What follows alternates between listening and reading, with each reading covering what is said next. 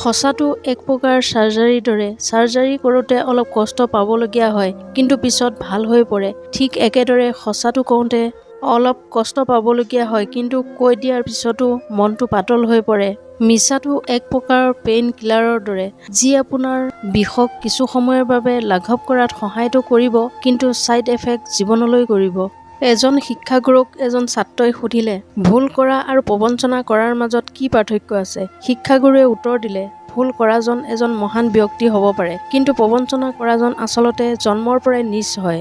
অজানিতে ভুল কৰাটো পাপ নহয়, কিন্তু প্ৰবঞ্চনা কৰাটো মহাপাপ। সুখ আৰু দুখ মানুহে নিজৰ কৰ্মৰ জোৰতে পায়। ইয়াত ধনী বা দুখীয়া বুলি একো কথা নাই। দুখ পাবলৈ থাকিলে ৰাজপ্ৰসাদৰ ভিতৰত থকা লোকেও পাব, আৰু সুখ পাবলৈ থাকিলে ভগা প্ৰজাটো হাঁহি বিৰিঙিব। অত্যাধিক অহংকাৰৰ বাবে ৰাৱণৰ মৃত্যু হ'ল। অত্যাধিক দান দিয়াৰ বাবে কৰ্ণই নিজৰ জীৱনলৈ সংকট নিজে আনিলে। সেইবাবে প্ৰতিজন ব্যক্তিয়ে অতিমাত্ৰাৰ পৰা বাচি থাকিব লাগে। ভাল হ'ব লাগে, কিন্তু এটা নিৰ্দিষ্ট সীমালৈকে। ধৈৰ্য ধৰিব লাগে, কিন্তু এটা নিৰ্দিষ্ট সীমালৈকে। ক্ষমা কৰিব লাগে, কিন্তু এটা নিৰ্দিষ্ট সীমালৈকেহে। উদাৰ হওক, কিন্তু আনক ব্যৱহাৰ কৰিবলৈ নিদিব। প্ৰেম কৰক, কিন্তু নিজৰ গাত আঘাত লাগিবলৈ নিদিব। বিশ্বাস কৰক, কিন্তু মূৰ্খৰ দৰে হৈ নপৰিব। আনৰ কথা শুনক, কিন্তু নিজৰ মাত নাইকিয়া হৈ পৰিবলৈ নিদিব। সফল লোকৰ সফলতাৰ বিষয়ে শুনি থকাতকৈ কিছু সময় অসফল লোকৰ লগত বহিবলৈ লওক। অসফল লোকৰ ওচৰত সফলতাৰ অহংকাৰ নাথাকে, কিন্তু প্ৰতিটো দিনৰ অনুভৱ নিশ্চয় থাকে। অপ্ৰিয় হ'লেও বৰ্তমান সময়ৰ কিছুমান সঁচা কথা। আজিকালি সঁচা কথা কোৱা মানুহবোৰ সকলোৰে অপ্ৰিয়।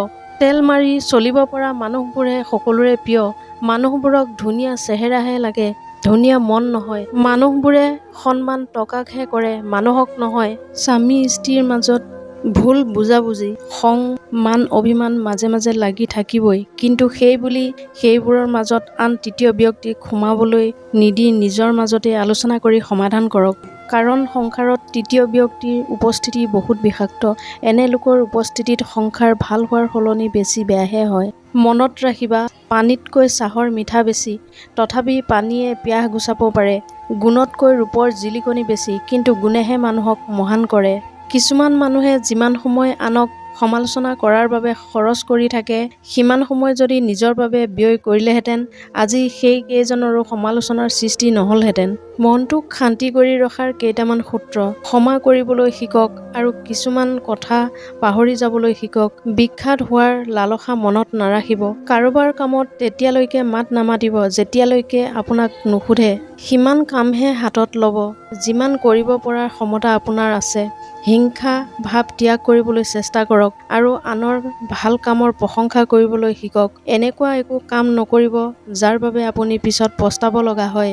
মগজুত সদায় ভাল চিন্তা ৰাখক আৰু নিজকে ভাল কামত ব্যস্ত ৰাখক। সদায় কিছু সময় নিজক দিয়ক আৰু দিনটোত কৰা কামবোৰৰ এবাৰ বিশ্লেষণ কৰক। এনেধৰণৰ মটিভেশ্যনেল ভিডিঅ' পাই থাকিবলৈ মোৰ চেনেলটো ছাবস্ক্ৰাইব কৰি ৰাখিবলৈ নাপাহৰিব। পুনৰ অন্য এটা ভিডিঅ'ৰ সৈতে লগ পোৱাৰ প্ৰতিশ্ৰুতিৰে আজিৰ এই খণ্ডটোৰ পৰা বিদায় লৈছোঁ। ধন্যবাদ।